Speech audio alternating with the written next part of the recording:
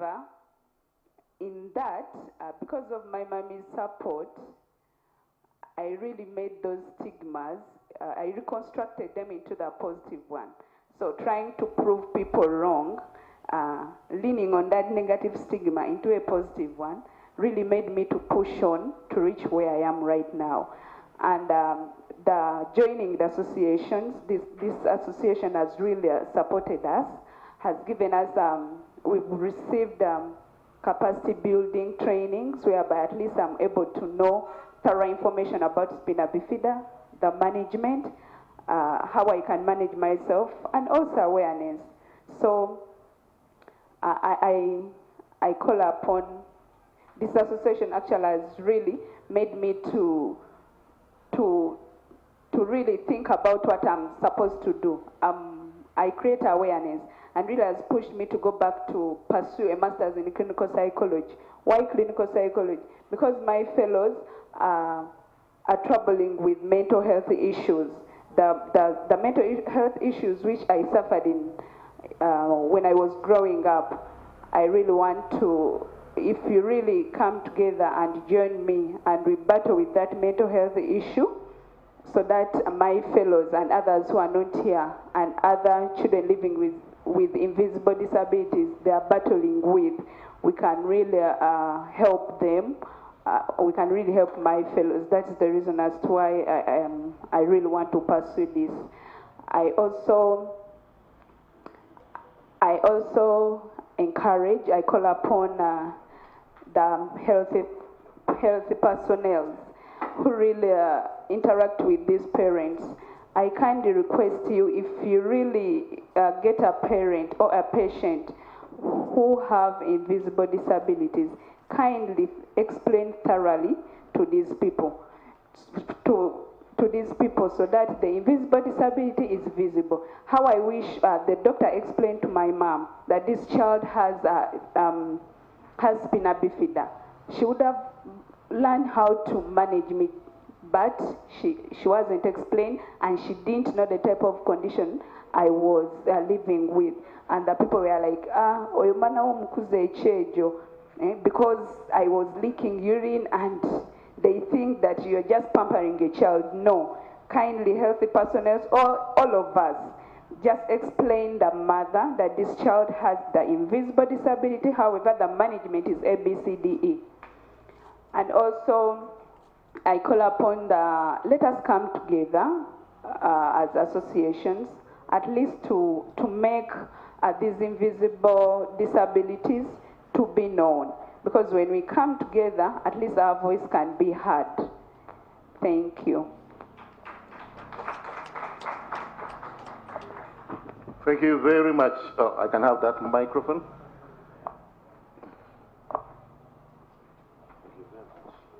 Can we clap again for Kirsten and Catherine? Give them a chance. Put off time to understand. Don't make conclusions by yourselves. You are not doctors. Even if you're a doctor, that may not be your specialty. So seek professional advice to be able to understand. The earlier it's addressed, the better, before it is too late. Thank you very much, Kirsten and Catherine, for that exposure to us. Ladies and gentlemen, we are live on TV and all the other medias. I'll be telling you which TV, because some of you have your favorites. We are on your most favorite TV. So some of you want to adjust your hair, do it now, or forever we shall capture you the way you are. And thank you for capturing this live. We shall be on air up to midday, and the afternoon we shall be more on the other media, the social media, but for TV it will go up to midday. So whatever we do, let's do it as fast as possible to make sure that we are heard loud and clear by everybody. Can I hear from Miss Anyango Gloria? Miss Anyango Gloria, come and tell us your story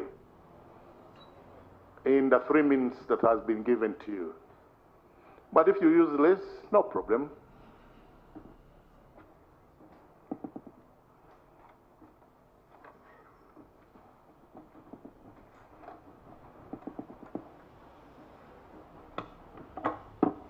Thank you very much.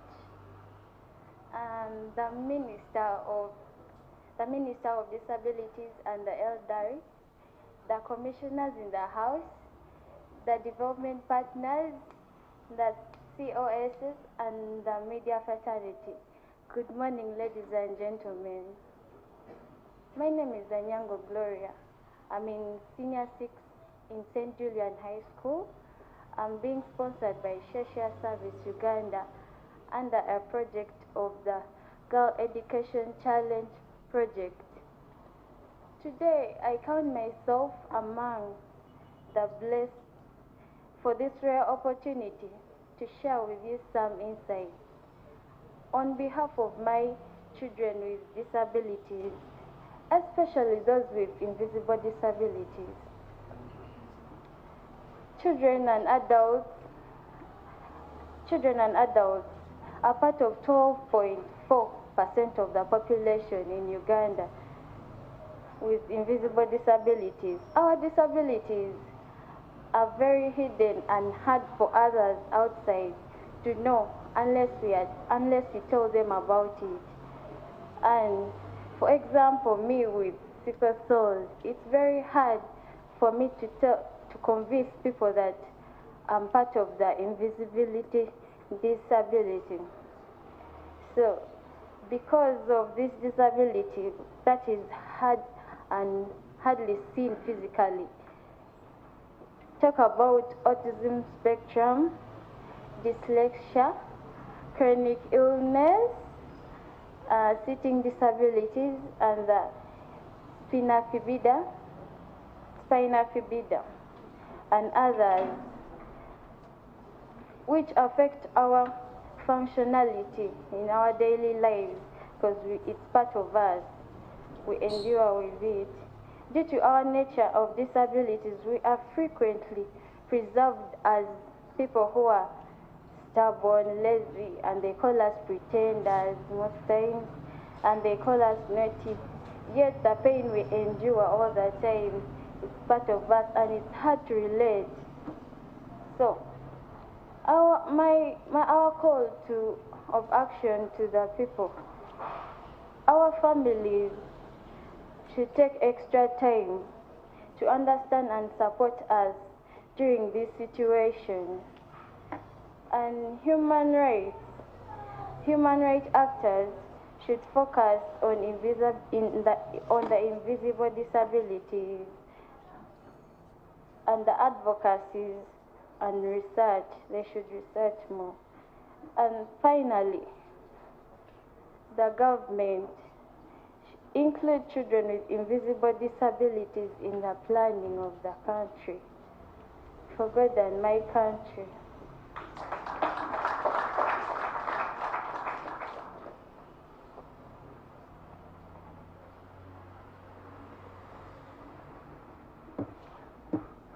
For a child of high intelligence, that clapping is not adequate.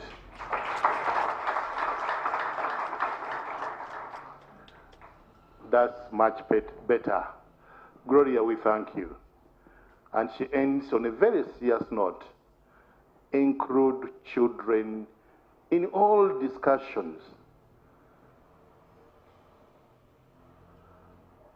Article 11 of the UN Convention on the Rights of the Children and Article 10 of the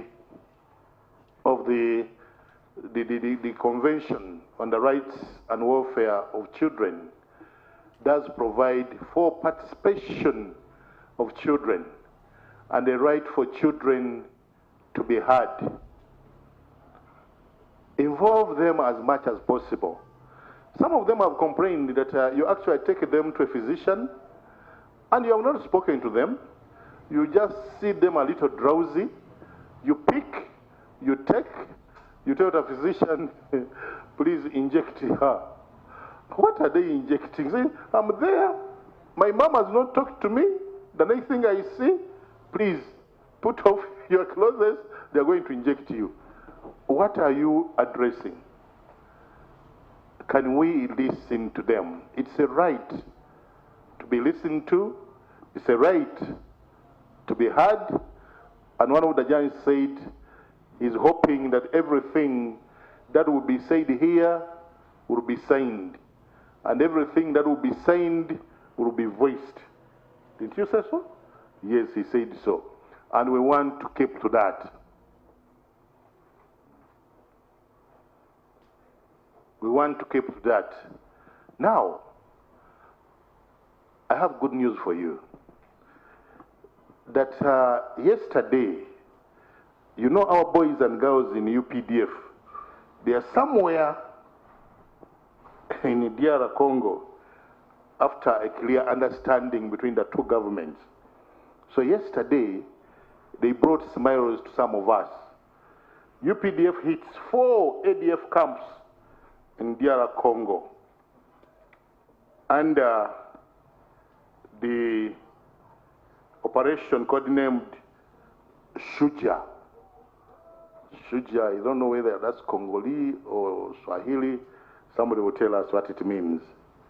On that note, can I invite my good friend, Honorable Ndez, Chair of the Caucus for MPs representing people with disabilities, to come and greet the people. Say hello to us.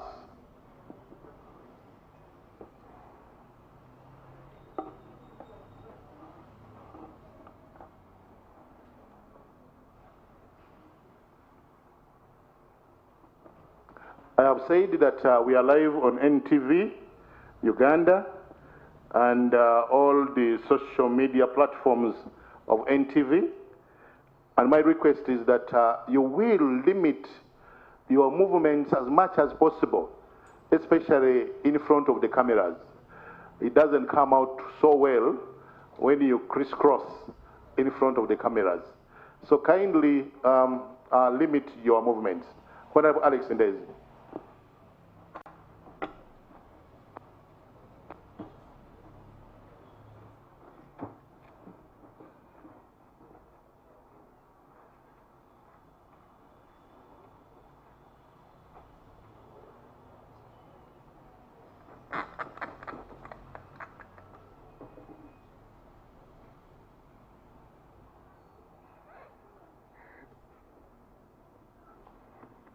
Thank you so much, my long-term friend, Mkwai. Honorable Minister of State for Disability Affairs, my colleagues, members of Parliament, group and partners, Commissioner for Disability and Elderly, and your staff, National Council for Disability, DPOs, members of the Fourth Estate, the press, all protocol observed, ladies and gentlemen. I greet you all in the names of our glorious disability movement. I thank you so much for getting the time to come and participate in this very important day. I would like to press on record our appreciation to the Ministry of Gender, Labour and Social Development for leading this important process of organizations and hosting of this day.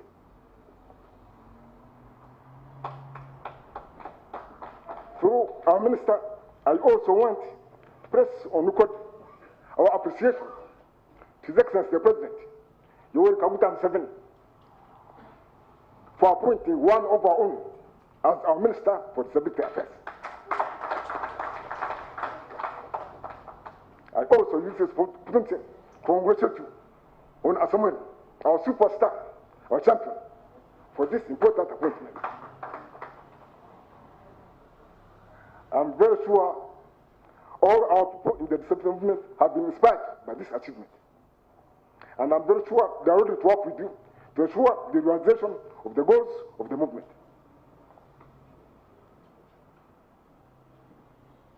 You all want me to greet people, but I think I should also congratulate my brother who has been recently appointed the chairperson of the National Council for Disability. Also, and the colleagues, congratulations a lot is expected from you, considering the importance of this council. DPOs, I know you have been doing a lot of work. Our donors, our development partners, NADI, also agency, ADD, and many others. Thank you so much for the work you do. Support the disabled present. You only want me to greet people. I hope after this time you'll give me an opportunity to talk about other points. Oh, now? No. Okay, so now. Only 2 minutes. One is to remind you that this day is an opportunity for us to reflect on the progress we have made as a country. To reflect on the progress made in the liberation and empowerment of possibilities in this country, now constituting approximately 5 minutes. It is also to consider the challenges of today and generate consensus on what forward.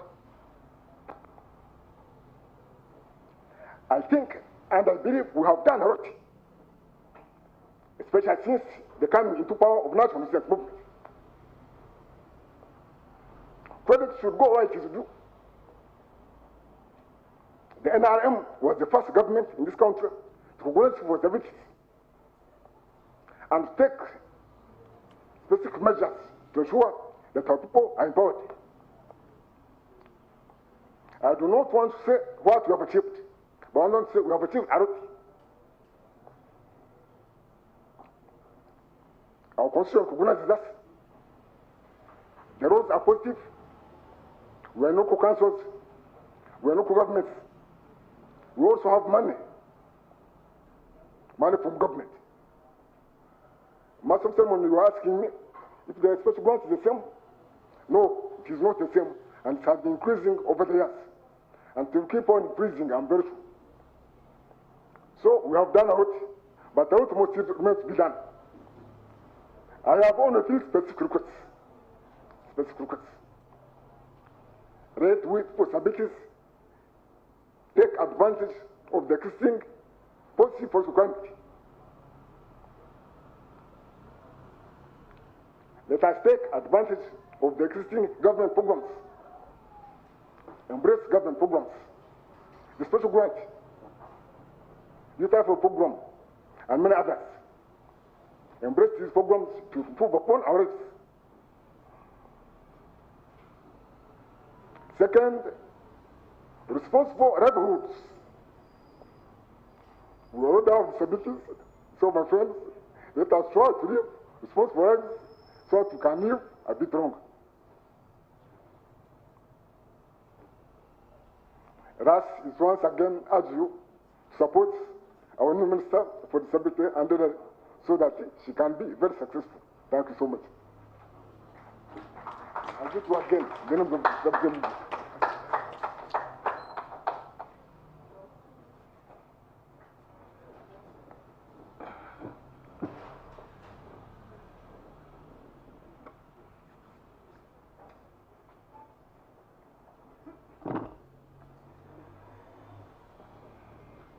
For a veteran politician like Honorable Alex Ndezi, we don't clap that way.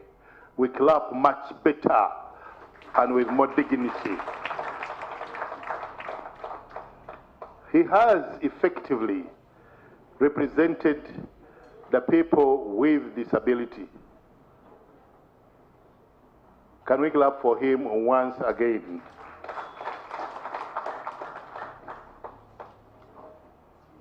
Permit me take recognition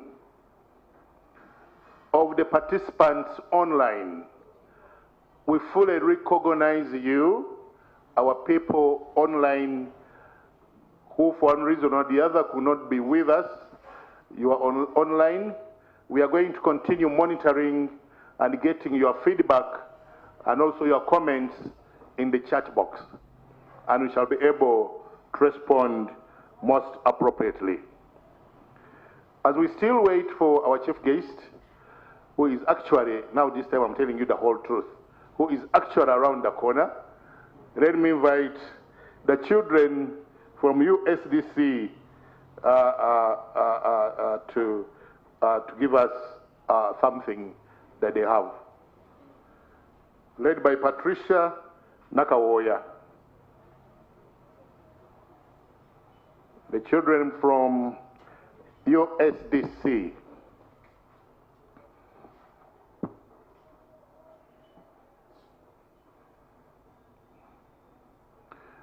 And I want also to inform you that among the other very important people who are here, the entire National Disability Council membership, they are here with us.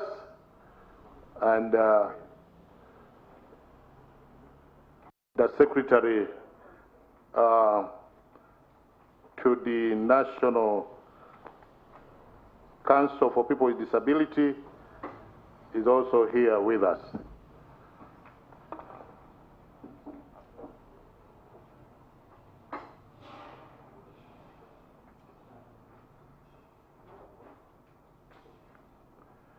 All right, join me in welcoming the children.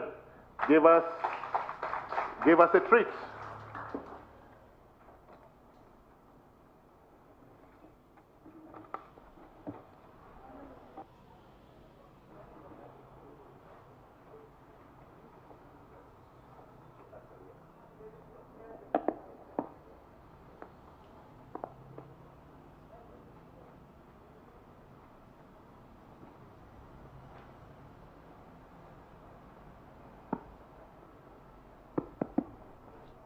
My name is Nakawaya Patricia. I'm going to entitle a story a poem says, Pain of Perceptions.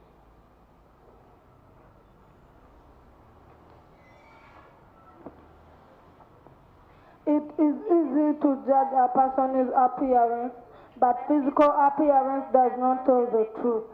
I am disabled, but not physically. I do not use a wheelchair, walking stick or crutches.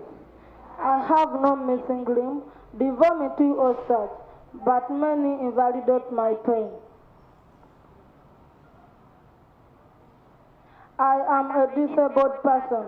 It is a part of me. I have not lost an arm or leg. It is something you cannot see. So everyone assumes it is a blessing to look like nothing is wrong.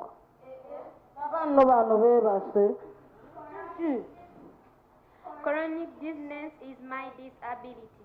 But people do not see, neither understand that I am a victim of this specific medical condition. Ocho, what does the newspaper say? These invisible disabilities come in many different forms, and because you do not see them, we appear just like the norm. It hurts when people do not get to know. As a result, We appear like this. misunderstood and unaccepted. Banange mtimanye nti, not every disability is visible. People are parking in a parking space reserved for the disabled. With a big signpost saying, One of our but they look fine. I wonder if that driver has an invisible disability. More people than we realize are silently suffering from invisible disabilities. However, how can we all be more heedful with those suffering with invisible disabilities? Practice kindness. You truly never know what pain somebody else could be carrying. Be modest. Invisible disabilities are real. Say it louder for the folks at the back.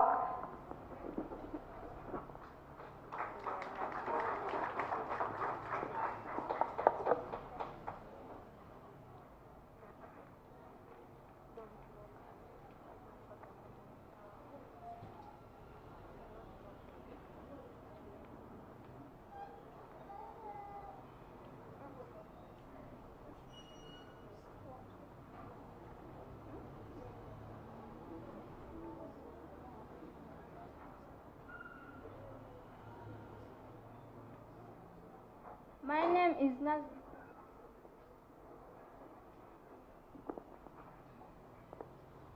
My name is Nakoya Patricia, and my disability is hearing impairment. My name is Namata Serena. My disability is visual impairment. My name is Mutevi Edward. My disability is dizziness, chronic dizziness.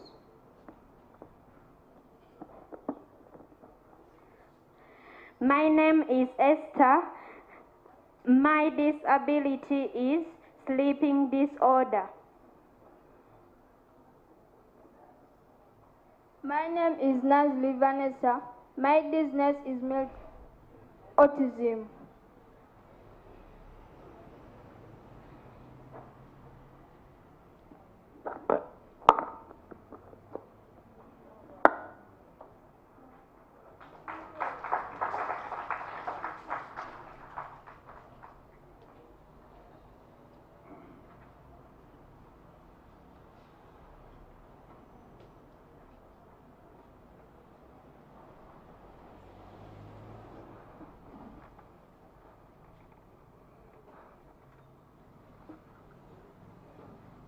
Thank you very much, the children. USDS. Let's clap for them once again. We now would like to go into another presentation.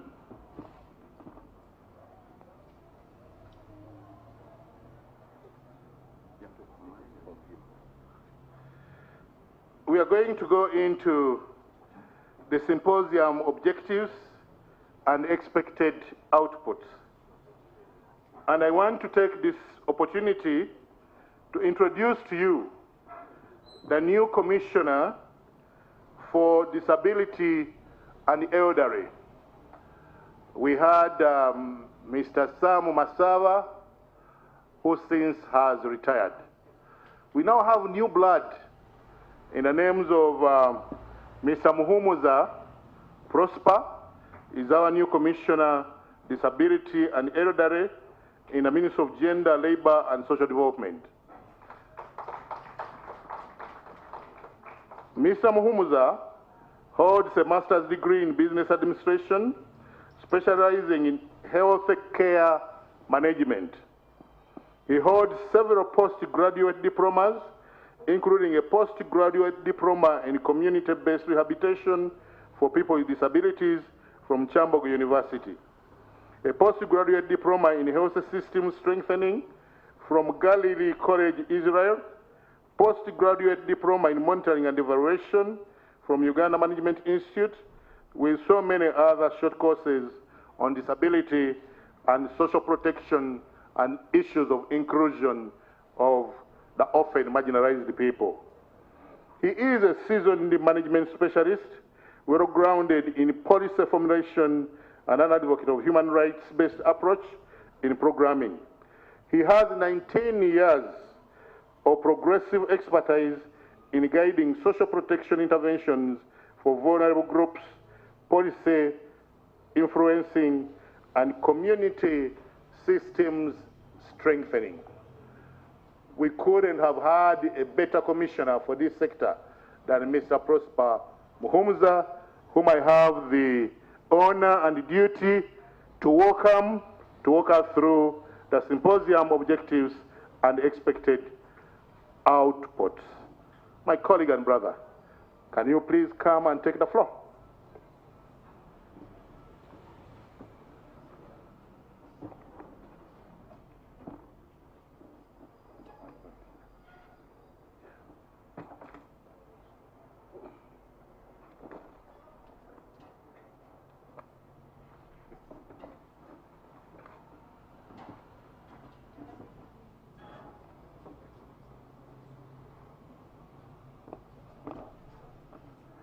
Good morning, ladies and gentlemen. Good morning, ladies and gentlemen. Good morning, sir. Honorable Minister of State for Disability Affairs, members of Parliament present, the Chairman or Chairperson, National Council of Persons with Disabilities, ladies and gentlemen, I greet you all. On behalf of the Permanent Secretary, Mr. David Chivenge, I want to take you through the objectives of today's symposium, and also to remind us about the international theme and the domesticated theme. Ladies and gentlemen, we are excited to join the international community to commemorate the International Day of All Persons with Disabilities under the theme Leadership and Participation of Persons with Disabilities towards inclusive, accessible, and sustainable post-COVID era. The domesticated theme is that not all disabilities are visible, and we are saying there should be a call for stronger post-COVID agenda. Stronger efforts in terms of inclusion, and moderator, I'm excited that most of the participants want to understand models around inclusion. They want to understand what we mean when we say inclusion. And that's what we are here for. We are going to do serious surgery on what we mean by inclusion. Honorable Minister, the objectives for this symposium are: one, to create awareness among stakeholders and policymakers on invisible categories of disability. So the word invisible disabilities has remained synonymous, has remained unclear, and today we are going to unpack what invisible categories of disabilities are. Honorable Minister and members, we are going to interrogate levels of inclusion. So for some of you who are saying they want to understand inclusion, you are in the right place, because we are going to interrogate levels of inclusion of persons with disabilities in the development agenda. Number three, we shall take stock of the country's gains, challenges, and the way forward. And lastly, we want to create consensus in this room. We want to create consensus as advocates of persons with disabilities. We want to create consensus as allies of persons with disabilities.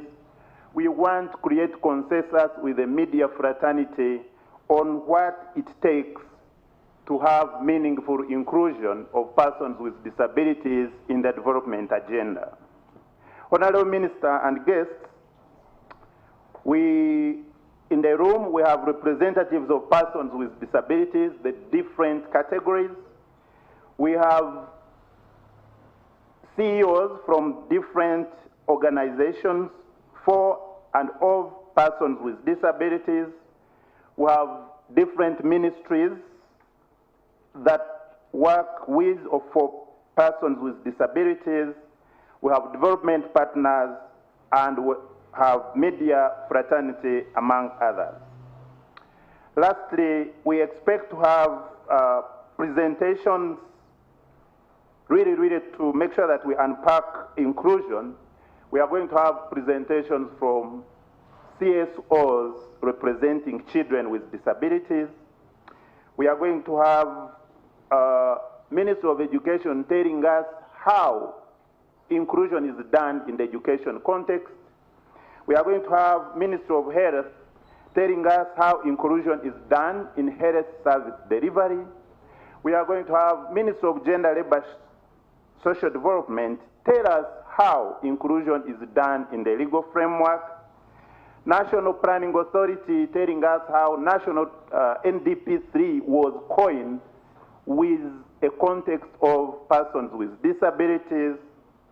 We are going to have World Health Organization talk to us on what are the global standards when we say inclusion. What are the global best practices in inclusion of persons with disabilities in health service delivery?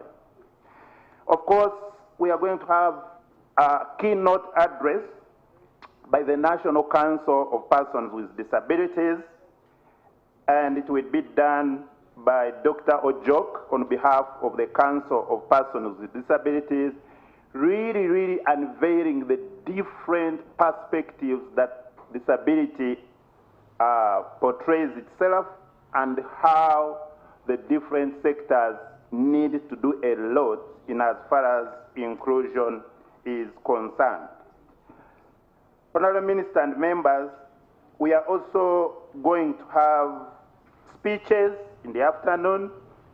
We are going to have Nudipu taking the lead in terms of remarks on behalf of the civil society fraternity. We are going to have remarks from the chairperson of the Council of Persons with Disabilities. We are going to have remarks from the UN representative, and we are going to have remarks again from one of the members of parliament for persons with disabilities. We are going to have handover sessions for children with disabilities. We have procured assistive devices and want to make it a culture that every year we demonstrate the need to support persons with disabilities with assistive devices. We want to move from workshop and talking, but also demonstrate action every year. So today we shall have a few persons with disabilities getting assistive devices. And we are going to have someone from Norwegian Embassy. They are yet to confirm, but they will be talking about the Disability Summit, which is due in February 2022, precisely 15th to 17th of February 2022.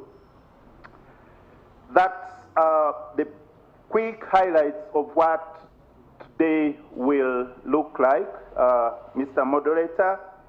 And once again, on behalf of the Permanent Secretary, Minister of Gender, Labour and Social Development, Mr. David Chivenge, I welcome you and wish you the best. I thank you so much.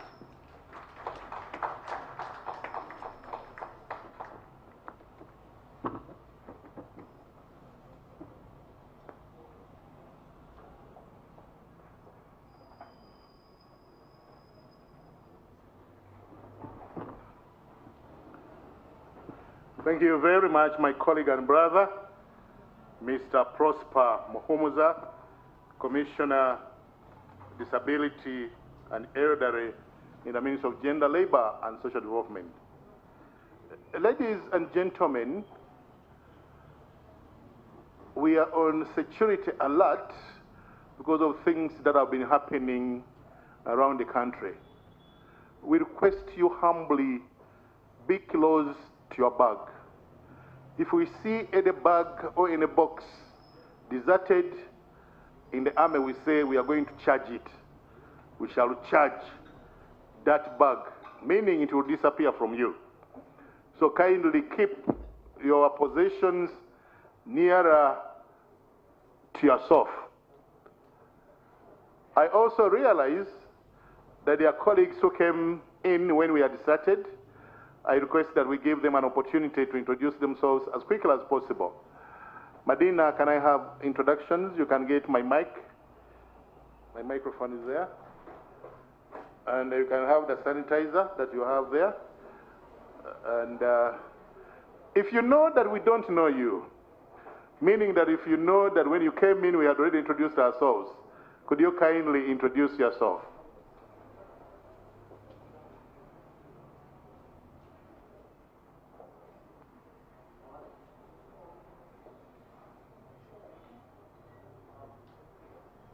Medina, manage your mic first.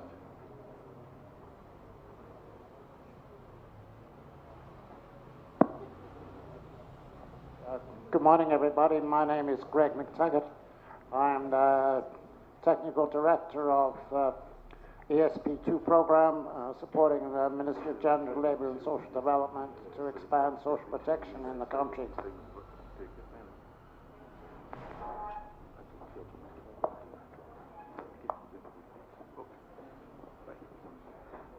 Good morning, ladies and gentlemen. I'm Judith Mutabazi. I work as a senior planner in charge of population and social development at National Planning Authority. Thank you, Mutabazi, for coming.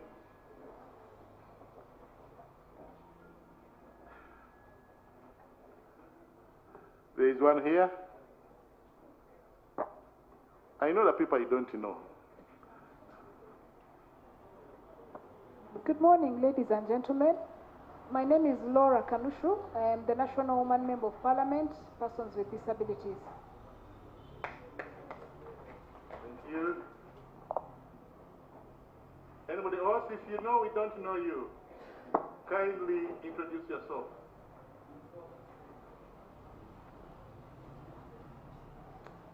Good morning, ladies and gentlemen.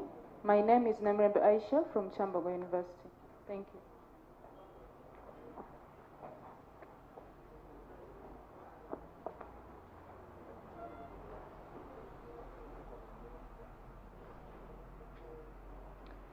Good morning, ladies and gentlemen. My name is Francis Mugwanya.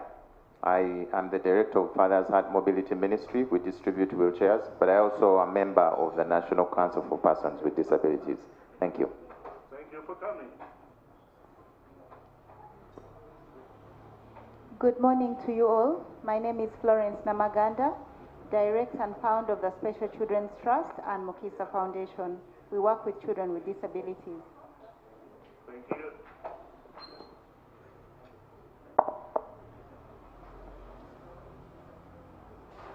Good morning, ladies and gentlemen. My name is Isaac Odong.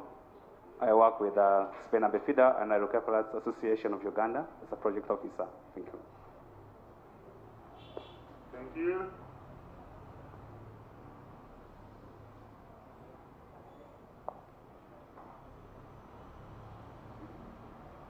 Good morning, everyone. My name is Akrab Semwanga. I work with Katalema Sesha Home, children with disabilities. Thank you. At least now we know everybody. Okay, the last one. Good morning, everyone. My name is Megade Fred, Director of CDS Foundation in Uganda and the founder of Good Samaritan Inclusive Primary School, Mukono Nasuti. Thank you, all the way from Mukono Nasuti.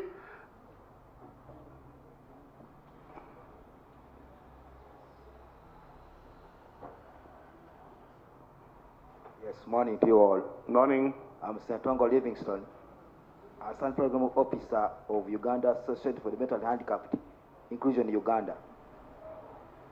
Wediran Chima, thank you for coming. Ladies and gentlemen, allow me now to invite the keynote presentation by Council of People with Disabilities, together with Chambogo University Faculty of Special Needs and Rehabilitation, State of Disability Inclusion in Uganda, role of government, civil society organizations, and development partners in addressing service delivery gaps in disability space. I have two presenters, Mama Beatrice Guzu, the Secretary, National Council for People with Disability, and Dr. Patrick Ojok of Chambogo University. Dr. Patrick Ojok is a Senior Lecturer of Disability Studies and Inclusive Education in the Department of Community and Disability Studies, Chambogo University, Kampala, Uganda. He holds a PhD in Disability Studies from the University of Illinois and at Chicago, USA, a master's degree in Special Needs Education from Oslo University in Norway, and the first-class honors Bachelor of Education degree from Chambogo University, Uganda. Ojok research and teaching interests are in policy implementation, inclusive education, and inclusive employment and accessible technology. Dr. Ojok has written, published, presented numerous scientific papers, and conducted consultancies in the areas of inclusive education, employment, disability policy, and accessible technology for many international and national organizations, including the World Bank and UN agencies. Currently, he is a member of the task force overseeing the development of the national policy on inclusive education for Uganda.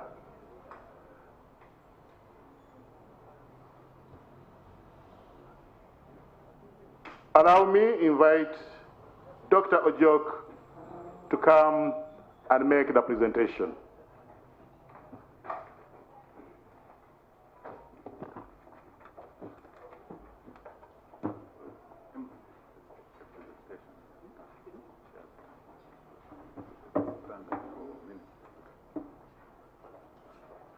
All right, we shall hold on for Jok for a few minutes.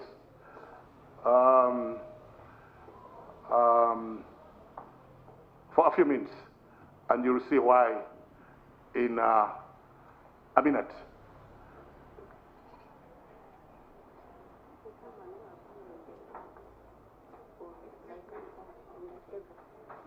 Ladies and gentlemen, you have now seen why I had to pause. Can you join me in welcoming our chief guest, the Honorable Minister for Gender, Labor, and Social Development, Honorable Betty Amongi Ongom, woman of substance, here to preside over the opening of this symposium. Can I request that we stand up and do the anthems?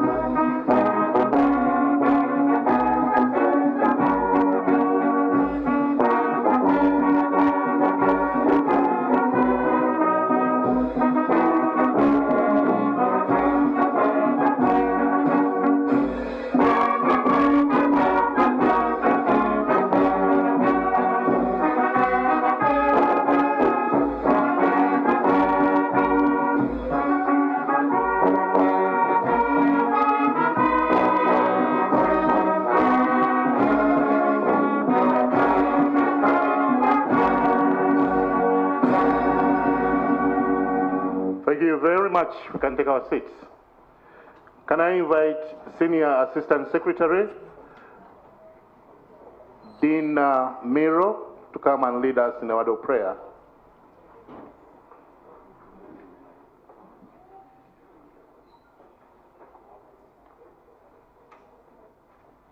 Let's humble ourselves and pray.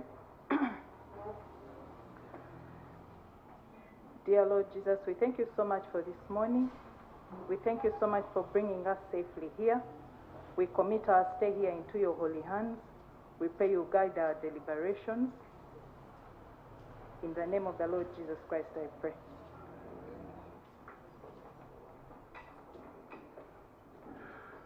Honorable Minister, I would like to welcome you to the official opening of the symposium for this year, which is part of the celebrations for marking the International Day for People with Disabilities. Our chief guest, the theme is Not All Disabilities Are Visible, a call for inclusive action. And what we are doing here, Honorable Minister, is part of the activities to mark the annual day on people with disabilities. We want to thank you for finding time amidst your heavy schedule to come and preside over the opening of this symposium. May I take this singular honor and pleasure to invite the Minister of State for Disability to come and officially welcome you here, and thereafter invite you to do the needful. Honorable Helen Asamo.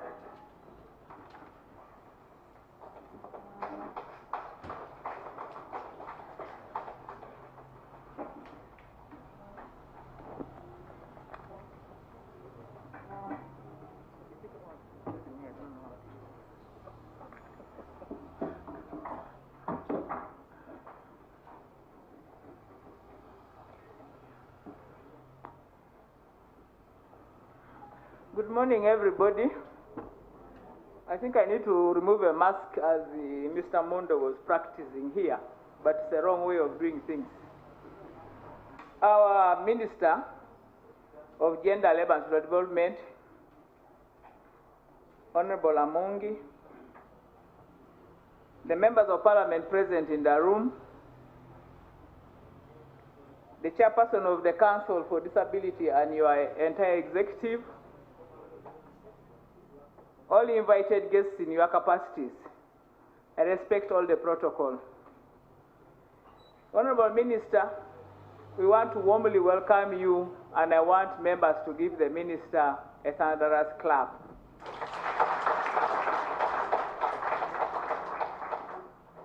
Usually, you would find the Minister of Disability opening these workshops, then we talk to ourselves.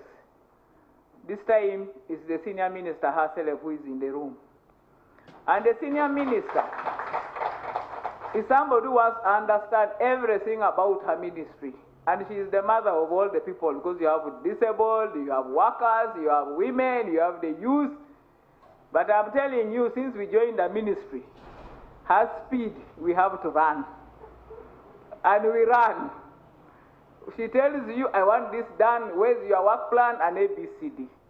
I want in a special way to thank my department. I know we have been having crazy days, but thank you for putting everything together. And we need to clap for the department under the leadership of Prosper. Honorable Minister, today here, we are beginning with the symposium, and there are going to be discussions on the issues of the invisible disabilities. And these are going to come from academia, Minister of Health, Minister of Education, National Planning Authority, Minister of Justice, and the Chambogo University, the National Council for Disability. All these people will be giving issues, and it's my hope that whatever they will be doing will draw towards the planning and processing of inclusion of people with disabilities into government programs. So we hope that we shall have a good package from this workshop to help us see that we can do the inclusion. I want to take this opportunity to thank our minister, because all this could have not been possible without her. One, the special grant to remain in the national. After briefing her, she went to cabinet, she stood firm, and now we have the grant remaining in the ministry. When she went back and they said, we're giving women 30, the youth 30, the 30, then she said, what about my disabled people? Again, we got 10% at the parish development model. So she's already our advocate and the city advocate at that. Honorable Minister, I know you are very, even the day which we are going to celebrate in State House with all the restrictions, we really had to work through her. And I'm very happy that, Madam Minister, we have done all that you instructed. The list is already there. And the checking of COVID is going on in the ministry. And I think on Friday, we shall not disappoint you.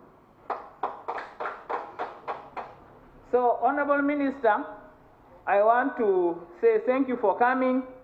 We have this function. We have the beauty pageant at around, we shall need you at 4 to come and crown the leaders. And I know it's going to be a busy day for you. And I know even now you have another assignment. You have decided to put us into your program.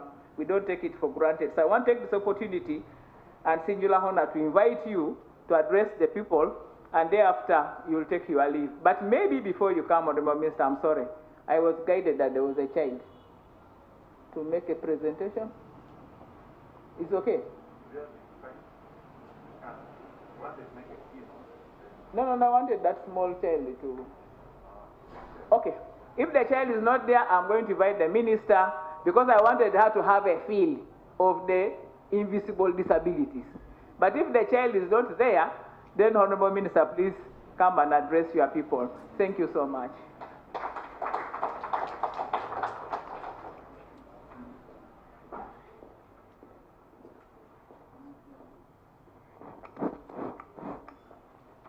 Thank you very much, Honorable Minister of State for Disability, Honorable Elena Samo, my colleagues, the members of Parliament, and all of you in your various capacities.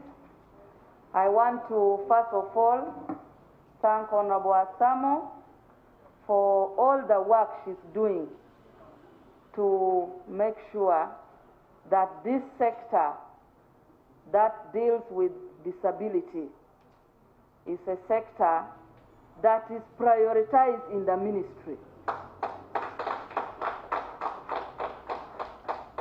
She has educated us as ministers. She has given us information. She has given us evidence on why it is important to bring the persons with disability at the center of planning, budgeting, and development. I want to thank her. There is no single meeting that we discuss, be it a policy of children, be it a law, be it an amendment, that she will not insert persons with disability. So you are very lucky to have her as a direct line minister.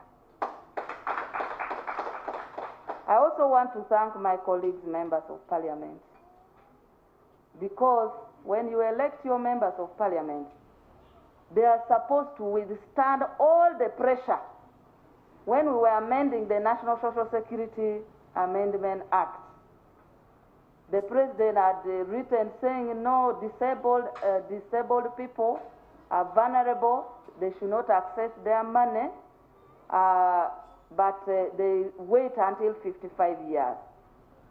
But for all of us, we can argue on your behalf like the President, but your representative is supposed to give more information and give proposals and give justification why that decision should be either overtaken or turned or taken for amendment. We went to State House, and the two members of Parliament, I want you to stand up, Daisy and the Honorable Ndora, Laura. These two, they stood firm and gave all justification to the President. And the President changed his mind, and now you are going to access your money.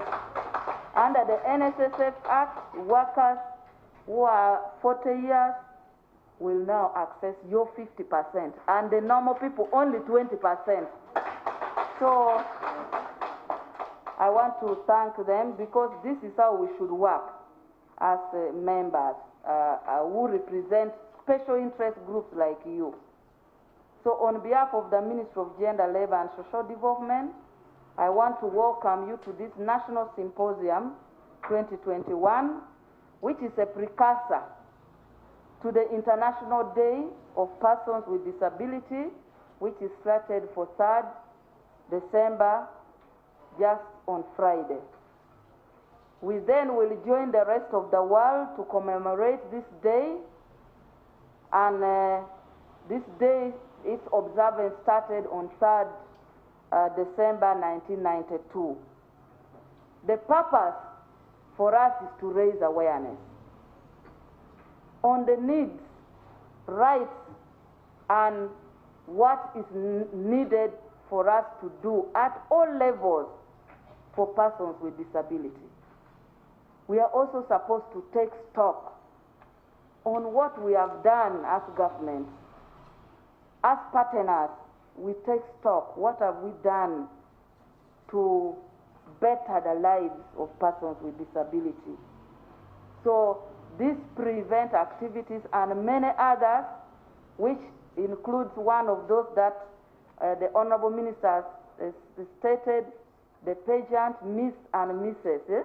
Is it Miss and Mr.? Yeah. Ability. I want to see the beautiful Miss and the handsome Mr. at 4.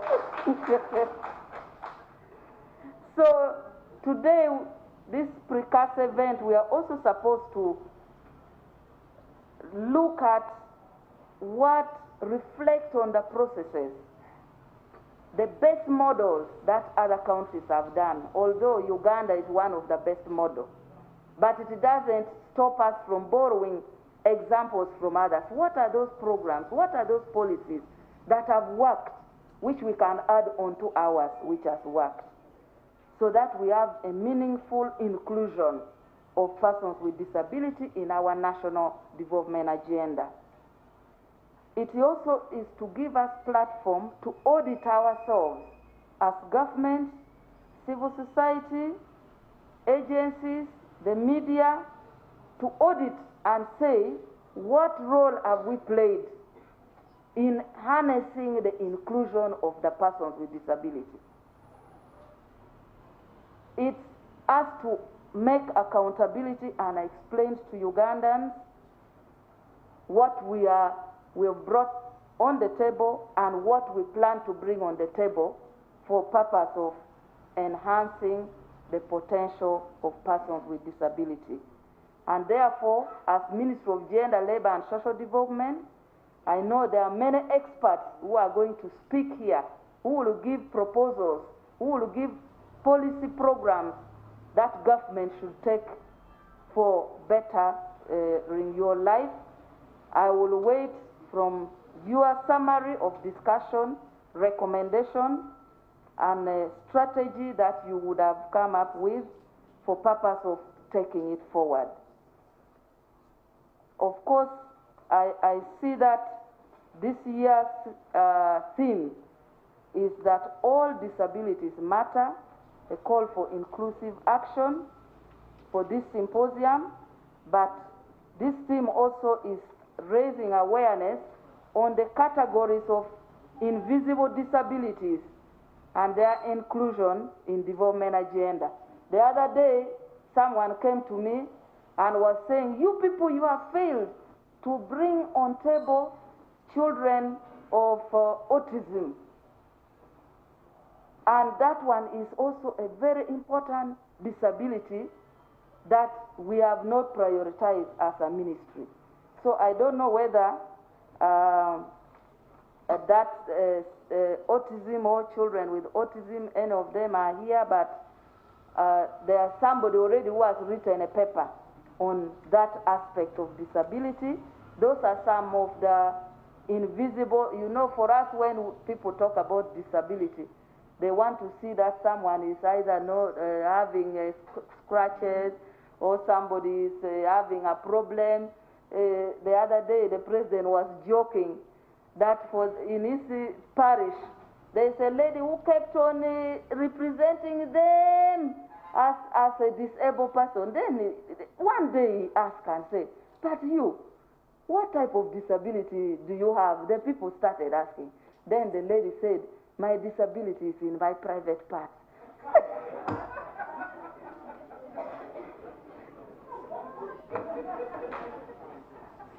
So then he realized that, okay, if that is an invisible disability,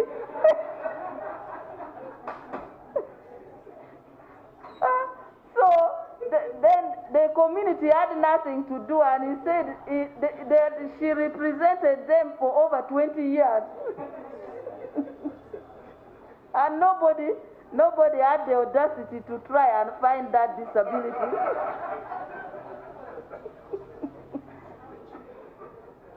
So we would, for that one, he represented people with invisible disability. So I am happy that there will be these precursor meetings, and the day which we celebrate your day, we will be able to know the categories of invisible, and the experts here will be able to detail them to you people. Politically, I want to highlight some of the accountability pointers on behalf of government. What have we done? Uganda was the first country in Africa to have members of parliament representing persons with disability. And we have sustained that position, and your people have been able to represent you well. At least I've been with the Honorable Daisy and Honorable Samo for long. They are very solid, actually, on argument and substance. They are better than many members of parliament. When they get up to speak, the speaker will pick them, because they know they will say very substantial issues. And they don't only talk for disability, they also now talk for the rest of the issues that affect Ugandans at large. Uganda also remains among few countries in Africa that has the structure of persons with disability represented right from village to the Disability Council, which is under the Ministry of Gender. And I want to tell you, there is a move that they want to merge it. We are going to work hard that it remains as Disability Council, because it has been able to push for agenda of the person with disability, to give the unique programs and policies for the ministry to cascade and take to the next level. Under the ministry, also there are some affirmative measures like special grant for persons with disability. And again, I want to thank Honorable Samo and those who were in the last parliament for the disability grant, which started with 2.1 billion, and it has now grown to 9.6 billion. This program now covers 1,600 groups of persons with disability, and it is at the district level. I hope those who are from the district are aware about this, that at the district level, when you are in a group of between 5 to 15, and the CDO will be able to, you access CDO, you are given the form, you are guided how to come up with a group, and you're given this disability grant. And in the last 2 years, monitoring reports from our ministry have shown that over 12,800 households of persons with disability who were previously discriminated are now fully involved in enterprises that are maximizing their potential. The ministry has also guided government to institute affirmative action for persons with disability, and some of which are an extra 4 points are added on persons with disability for entry into tertiary institutions admission. Then special allocation as category number 18 under EMIOGA. I hope there are people who have benefited from EMIOGA here. Are they here?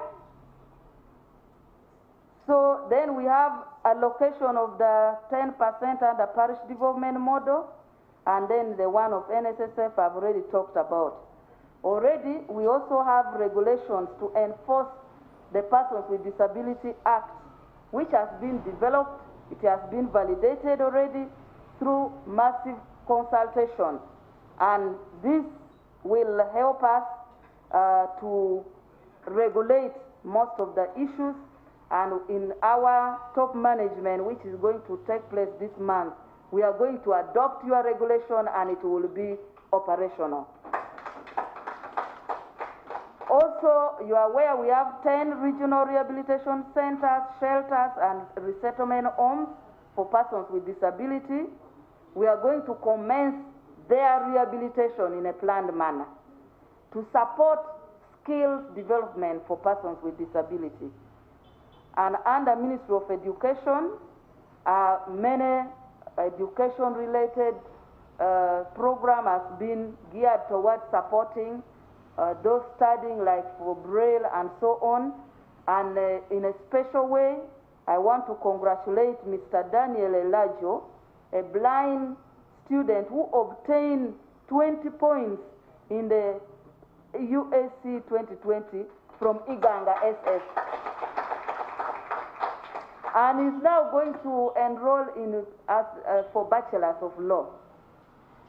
So this will be, and we have invited him to be in State House on Friday, and we celebrate him.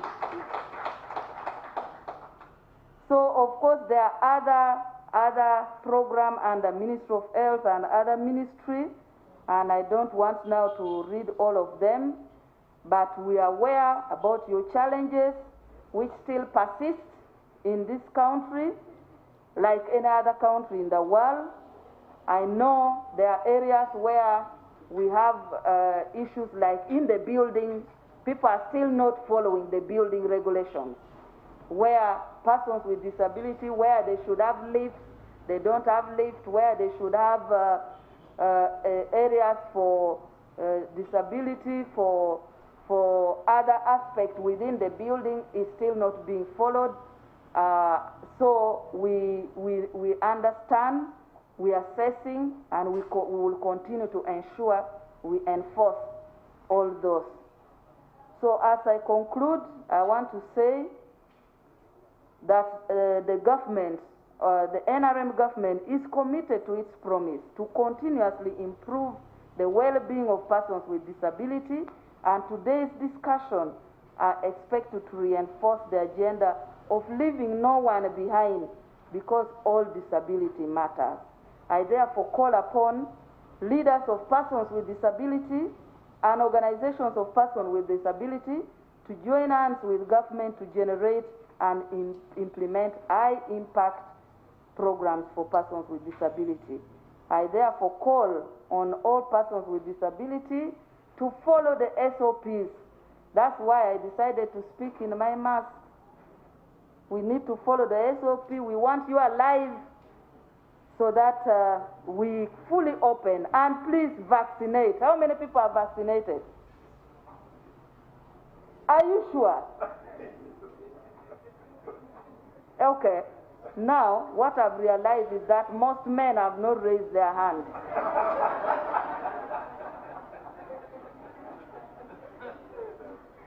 So, and I'm told men are fearing that when you get vaccinated, then Omeme is not there.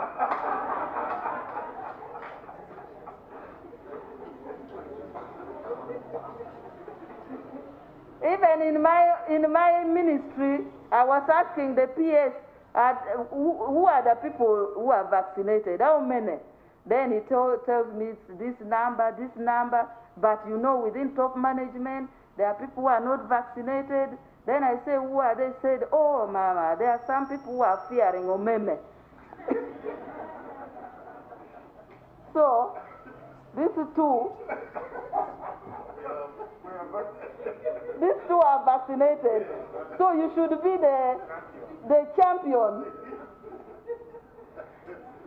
So I want to wish you a very, very successful symposium and discussion. And with that, I want to declare the symposium open.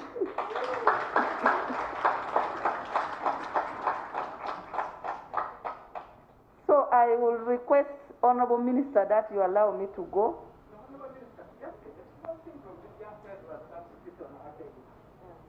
I will ask you to sit for 1 minute. You know, thank you so much. You have talked and talked like an advocate, but I want you to have a feel of one of the invisible disabilities from a young child, just going to give us about 1 to 2 minutes and say something. Can we get a microphone to this young person? Please come. Who's guiding the young man, the young girl?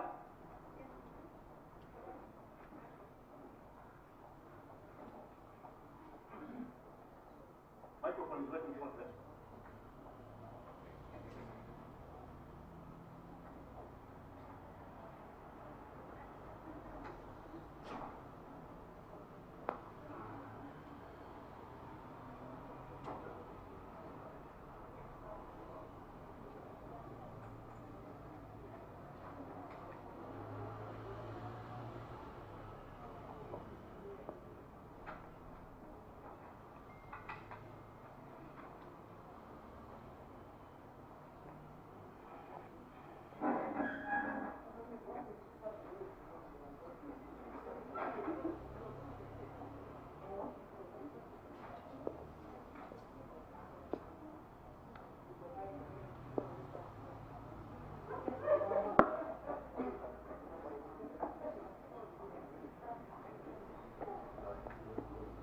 It's okay. I think she has spoken to the minister already.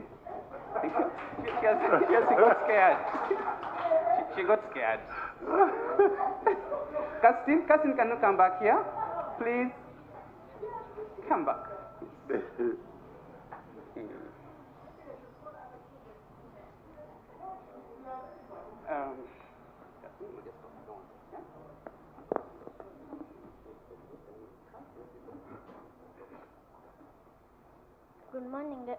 Good morning, ladies and gentlemen. My name is Castin Blessing. I go to Kingston International School. I'm 8 years. I'm in year 3. I was born with spina bifida and hydrocephalus.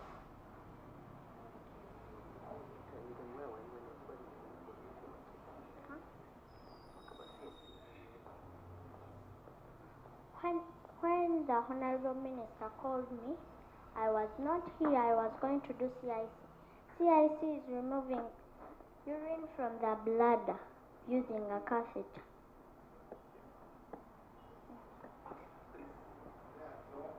Yes,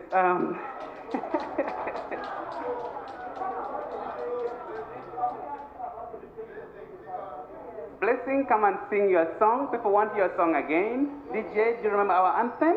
Just a minute. You have to sing the anthem. Okay?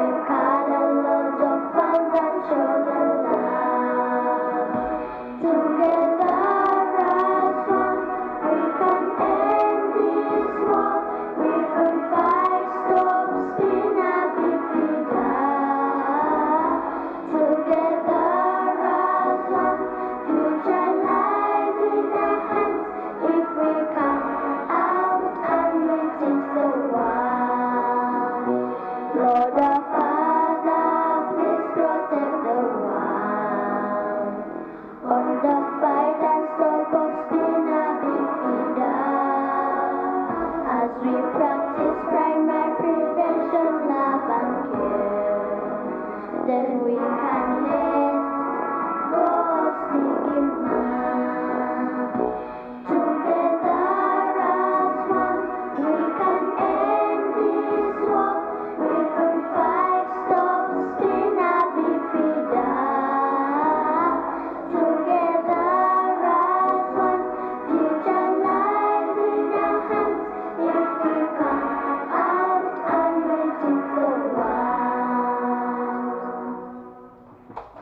Thank you. Thank you very much. Honourable Minister, I request just about 3 things. One is a photograph, a photo opportunity between yourself, Catherine, and Anyango. Catherine and Anyango, can you move very quickly? The second photograph will be between the members of parliament and the Honourable Minister. And the third one will be a picture photo between the council, National Disability Council, with the minister. Those are the 3 pictures I ask of you, Honourable Minister. The first one, yes, right there.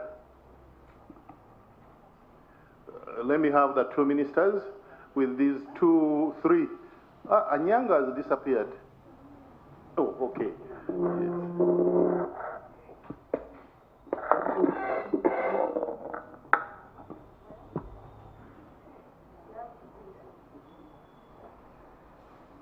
Honourable members of parliament, prepare.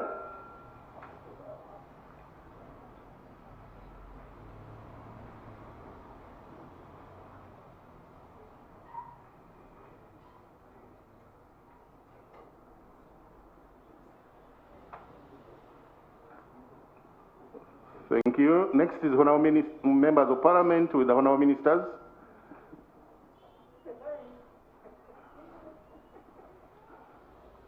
Thank you very much, the children.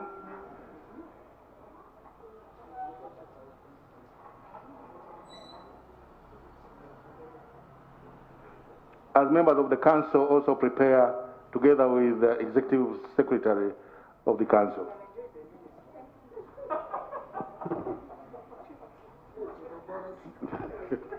Oh, you're in the minority.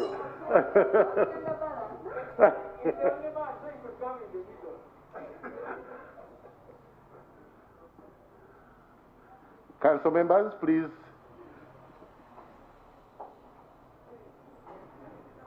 The final one, Honourable Minister, is between the ministers and the council, National Council for People with Disabilities in Uganda.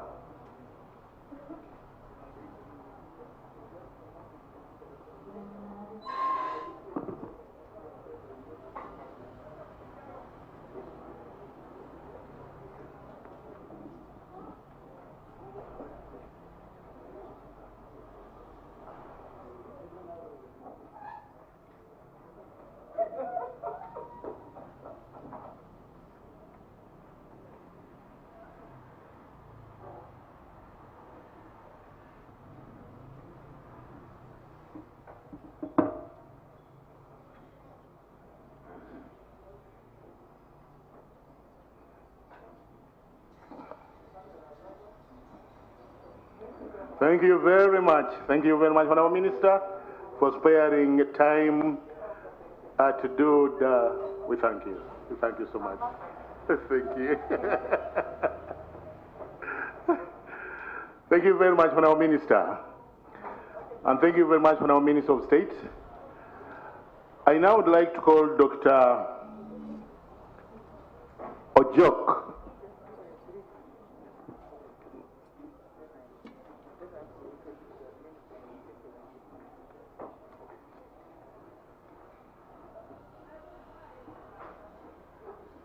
My apologies to the boyfriend. You know, these days, Mondo used to be my boyfriend, but he fears when I became a minister, and he's the boss.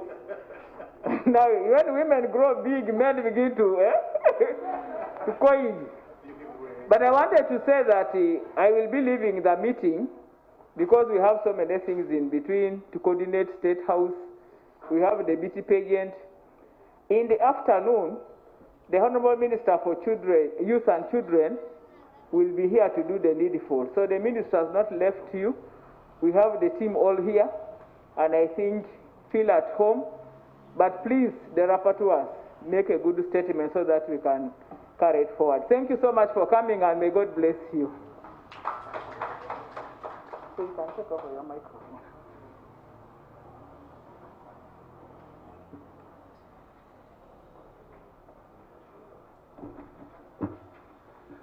Colleagues, I want to propose that I invite the next presenter, Dr. Ojok.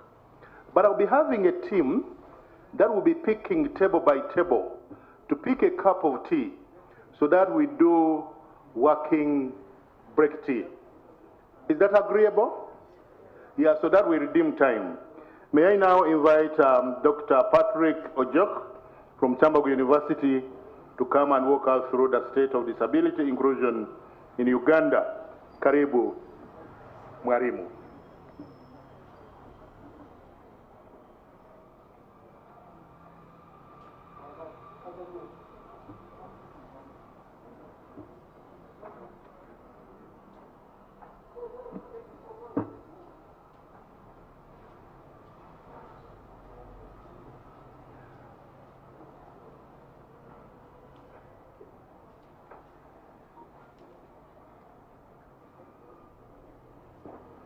May I request the technical team to display my presentation?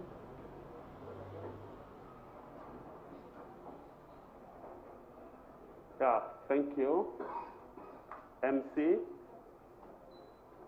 the protocol has changed, but I'd like to recognize the Honorable Minister, who is the chief guest, and also the Minister of State, who is just on her way out.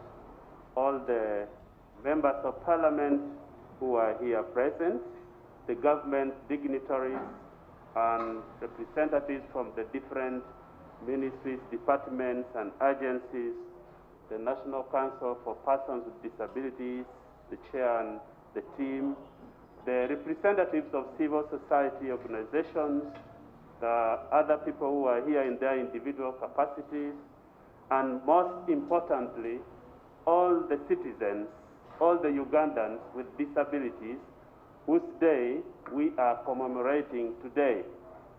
I am Dr. Patrick Ojok, as the Master of Ceremony has already introduced, and I am a proud disability studies scholar by choice. When I went for my PhD in the US, most of my colleagues were asking me why I joined the field, and I told them I am here not because I have a disability, but because of my professional interest. So it therefore gives me distinct, thank you, it gives me distinct pleasure to talk on this very important day, which is a precursor to a worldwide celebration of disability. I want to thank the Commissioner for Disability and Elderly Affairs for picking on me to deliver this address. I'd like to clarify that I'm speaking on the behalf of Beatrice Guzu as well, who is the Executive Secretary for the National Council for Persons with Disabilities, who we agreed with that I make a joint presentation. And I would like to admit that it is not an easy task when you are asked to talk on a complex topic as the state of disability inclusion in a country. It's like opening the lid of the container called disability inclusion to help look at what is there, what have we done, what is missing, how do we move. So, but I'm ready to take on it because it is a subject of passion for me as a scholar in this field. I would like to start by giving a note referring to the word of the UN Secretary General, who says, I urge all countries to fully implement the Convention on the Rights of Persons with Disabilities, increase accessibility, and dismantle legal, social, economic, and other barriers with the active involvement of persons with disabilities and their representatives. So the call from the UN Secretary General is for Uganda to fully implement the Convention on the Rights of Persons with Disabilities, to make sure that the built environment is accessible, to make sure that all social, legal, and economic barriers are dismantled, and all this is to be done with involvement of persons with disabilities as active citizens. That is a very important message, and I thought I should echo it here too. So what am I going to really talk about? So my presentation is going to center really around three things. One, I will be touching on where are we coming from. You know, we've come so far, but unless we remind ourselves where we are so many years ago, we risk to relapse to that position. So as you can see, the picture I've chosen there, that is actually Capitol Hill, where the congressmen and senators sit in the United States. And those are people with disabilities crawling on the inaccessible stairs of Congress of the United States. So this is the journey, this is the history where we are coming from. So my starting point on where we are coming from, I would really like to make the point that globally, all persons with disabilities have a common experience. All persons with disabilities everywhere have a common experience. And what has been their experience historically? The global historical experience of persons with disabilities has been that of exclusion from society. At some point, persons with disabilities were considered not as subjects, but objects, who were not right bearers. They could not take part in any activity or life of society because of their disability. Persons with disabilities everywhere also experience invisibility. They are in most cases on the margins of society. They experience oppression, marginality, and discrimination. And when I say this is a global experience, what I mean is that whether a person with disabilities in the developed world or in the developing world, they all experience these things I'm talking about. The difference, however, is in the nature and the magnitude of these experiences and what is done in the respective countries. I would like also to touch on, in terms of thinking about disability, there has also been what I call a paradigm shift. So where are we coming from in terms of paradigm?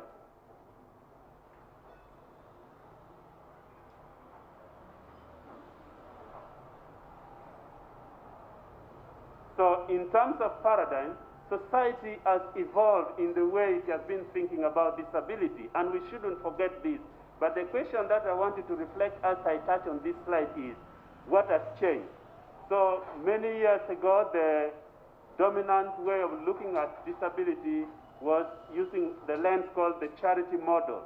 In the charity model, disability was looked at as an object of pity, people who are deserving of sympathy because they are suffering from a very bad condition which is tragic, and they are considered people who should be looked after.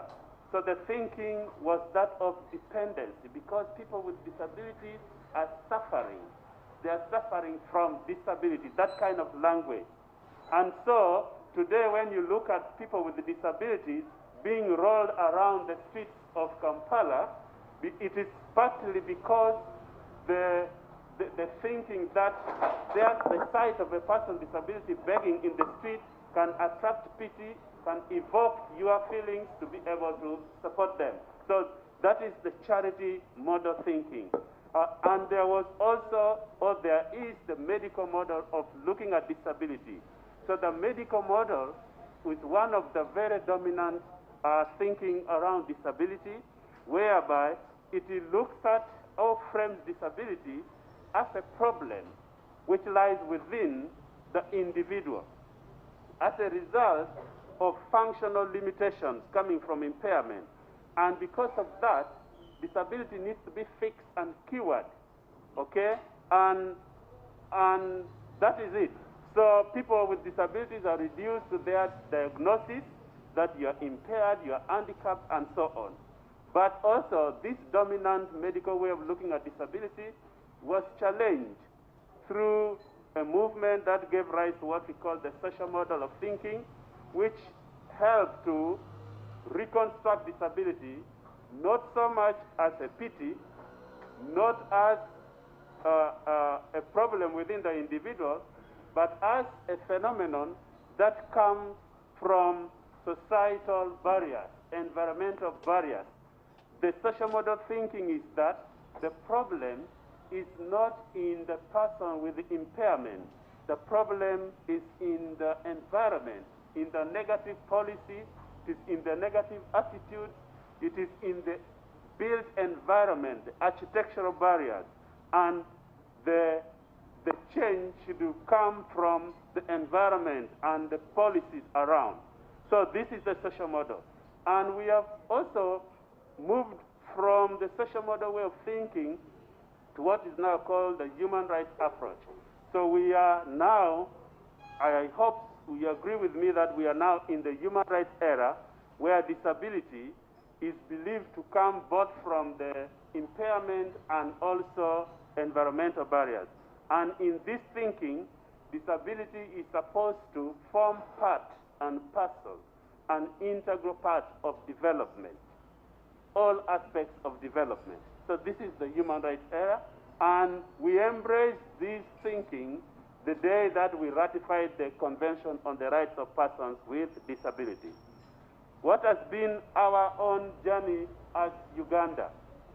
So at Uganda, we have also made our journey, and we are coming from, the display is different, kind of. We are coming from a colonial time when disability was perceived mostly as a missionary affair, as a responsibility of the family and the relatives of the person with the disability. So these were the people who were supporting disability. However, as time went on, we witnessed, I think starting around the 1970s, the rise of associations, the rise of organizing or union on disability, led by the parents of children with disabilities. So we saw the coming in place of Uganda National Association of the Deaf, of the Blind, and so on.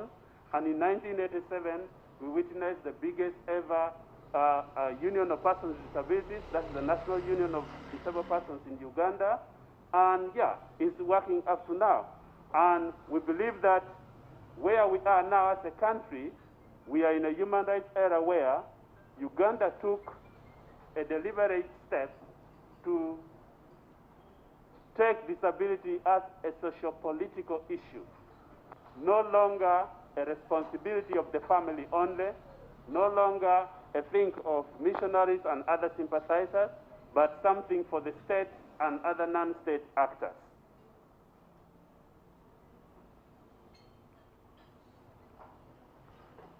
So being asked to talk on the state of inclusion, my first question was, inclusion in what? And of course, I could write a paper on this, but my answer is persons with disabilities have a right to equal and full participation in all aspects of life. So inclusion in all aspects of life, whatever domains of participation you can think about. And this is to be a responsibility of not only the state, but also non-state actors. So my next task now, having given that background, is to talk about where are we in terms of disability inclusion.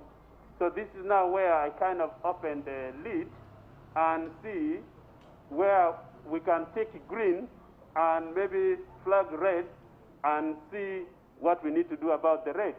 So that is the next thing.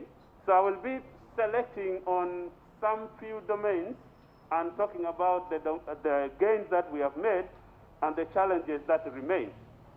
And I have started to pick the first aspect is on physical accessibility. You know, under the UNCRPD, all state parties are supposed to provide an enabling and accessible environment. So I conducted a study, 2 studies actually.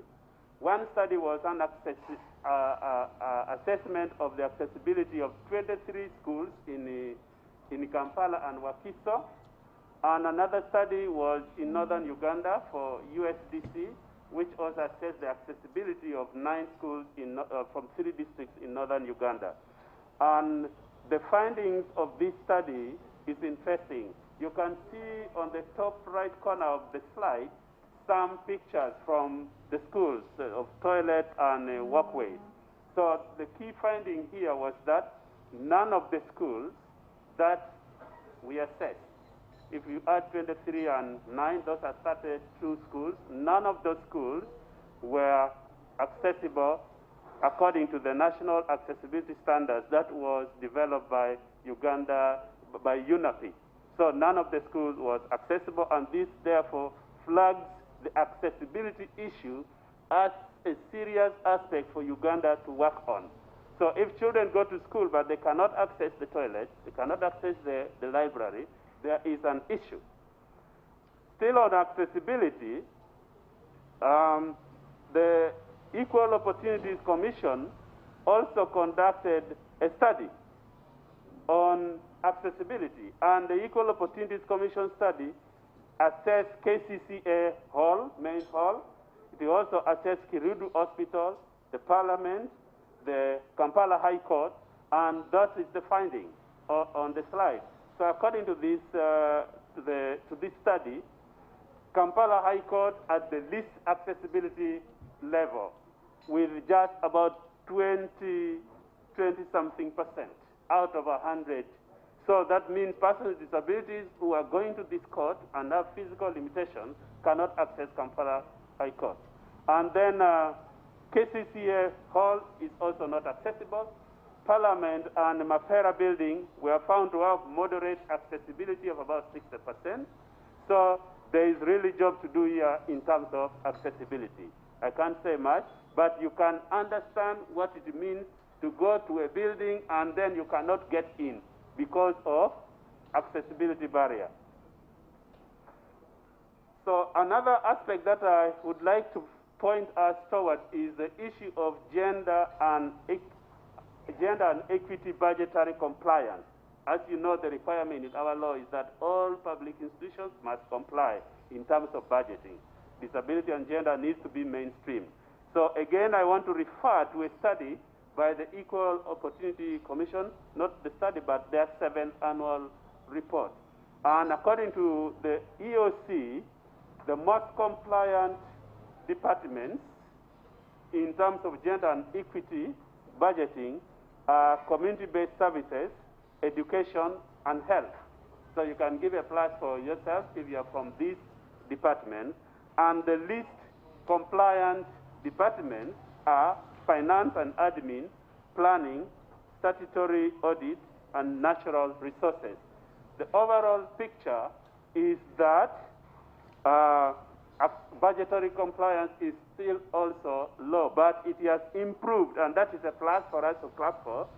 The budgetary compliance has improved by 10 points from 2019-2020 financial year, which was 48%, to 58% in the 2020-2021 financial year. So that is a plus for us.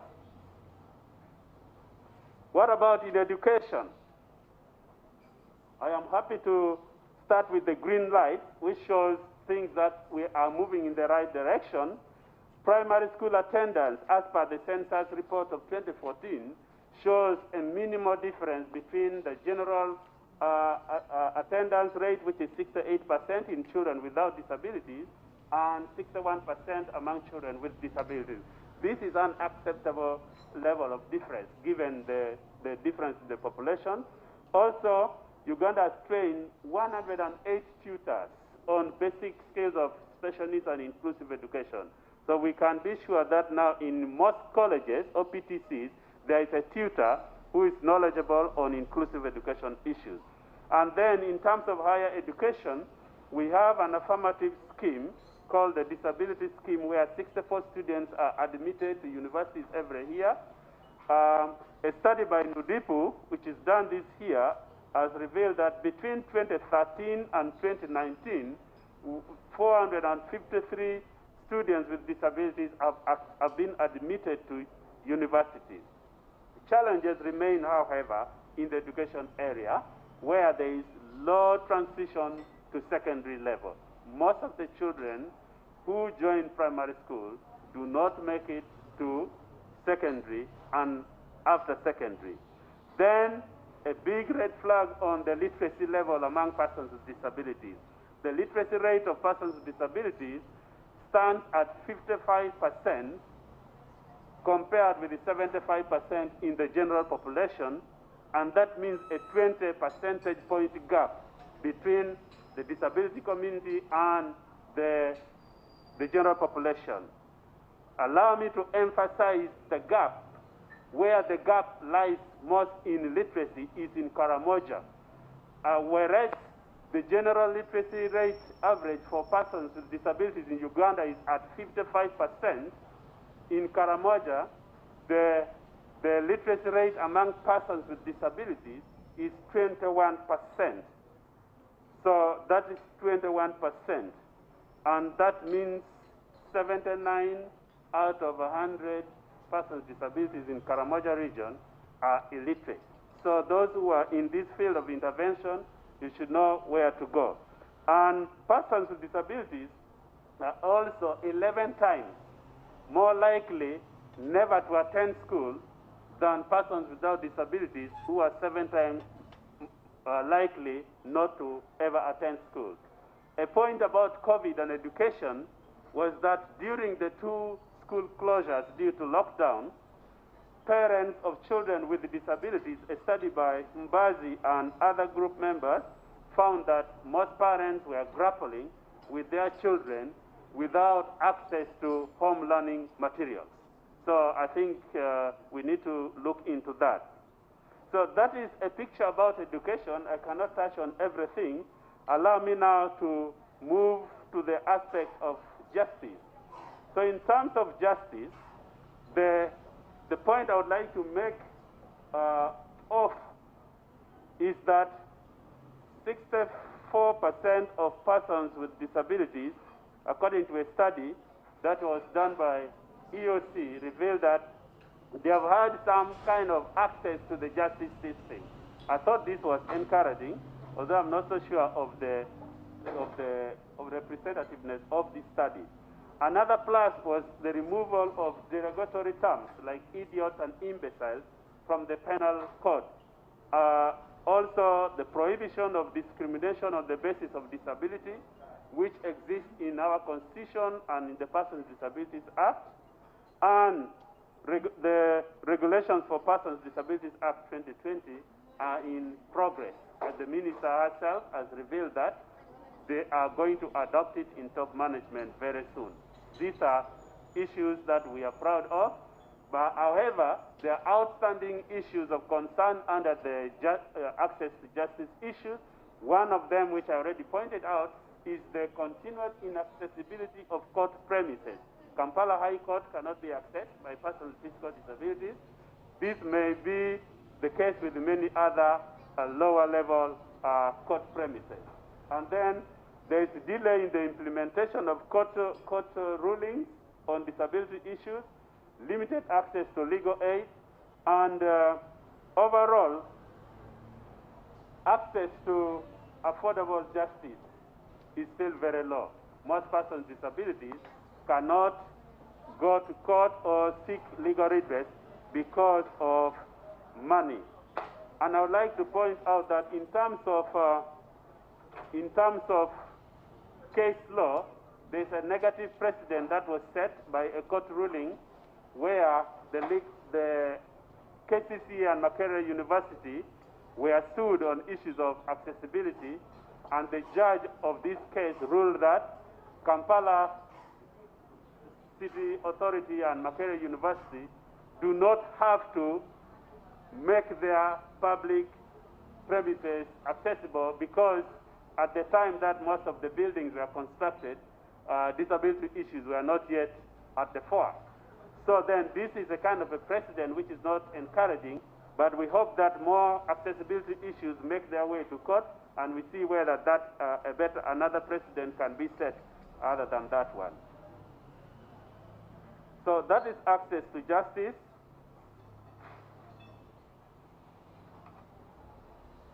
I would like to go next to employment. So on employment, I think my main point is on the rate and the quota mandate. In terms of employment, we are doing generally not so well, in that persons with disabilities constitute only 1.3% of all the persons in formal employment in the country. 1.3%. That's quite small.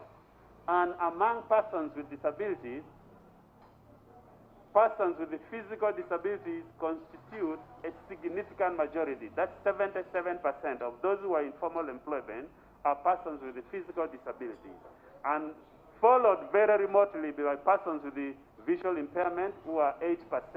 The rest of the other invisible disabilities constitute only 1% of the persons with disabilities in formal employment. It is very good that we have reinstated the quota employment mandate, which was in the former Persons with Disabilities Act 2006, and we brought it back to the 2020 Act. So the request, therefore, is that we should this time act on the quota mandate, because the previous quota provision in the Act of 2006 was not implemented. So I hope that the members of Parliament who are here and other activists in this era will take up the issue of the quota seriously, so that we can improve on the employment of persons with disabilities.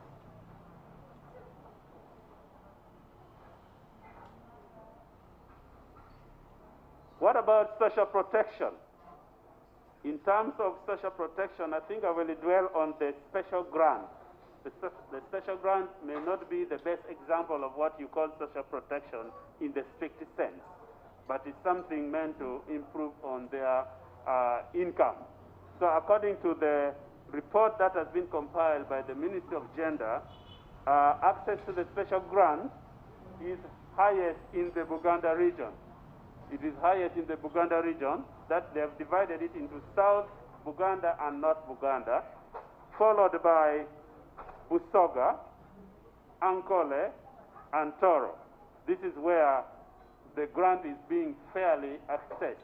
And the places where the grant has the least access is Karamoja, Teso, and Kigezi. So you need to do something about where there is very limited access to the special grant, especially in Karamoja and Teso. That are the two places with the least access to the special grant. Maybe the issue about the special grant, which needs to be talked about, is that the remittance, the amount remitted to the district is so small compared with the demand. The people who apply for this grant are so many, so that because of limited amount, the rate of rejection of applicants is so high. So many groups get turned away because of this. So now let me touch on access to health. In terms of access to health, I don't know whether we have good news here, but one thing is clear, that discrimination in health facilities persists. More persons with disabilities claim that when they go to health facilities, they are treated with the attitude and with the disrespect.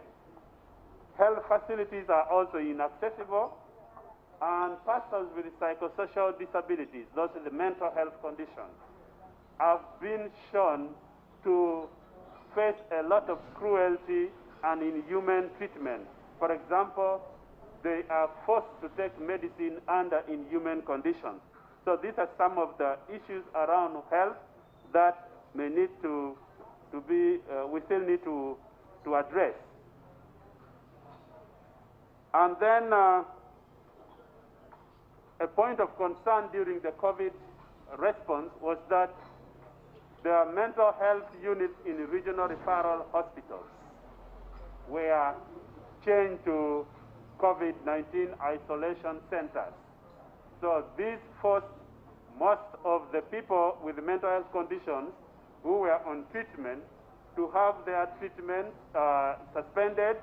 They had no way of accessing health units, and of course many of, and also this led to the rise in the prevalence of mental health conditions, especially in northern Uganda. Political representation. This is where Uganda is a reference point globally. We are aware that we have political representation right from the grassroots up to national level, something that we should be proud of. We are also having representations in the boards, in commissions, and authorities. Another plus is that we have a standalone ministry within the gender ministry on disability and elderly affairs. However, there are a few issues of concern that I may like to point out. One issue of concern on the issue of the standalone ministry is in terms of the budgetary allocation to this ministry in relation to other vulnerable groups. I think the ministry is still grossly underfunded, and also another issue when it comes to representation. Yes, we have persons with disabilities from lower councils up to parliament, but the big issue is our representatives are the representatives in terms of type of disability.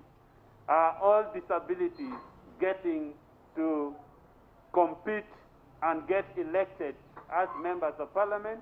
In most cases, the visible disabilities tend to take it all, and the people with the invisible disabilities are missing in the representation.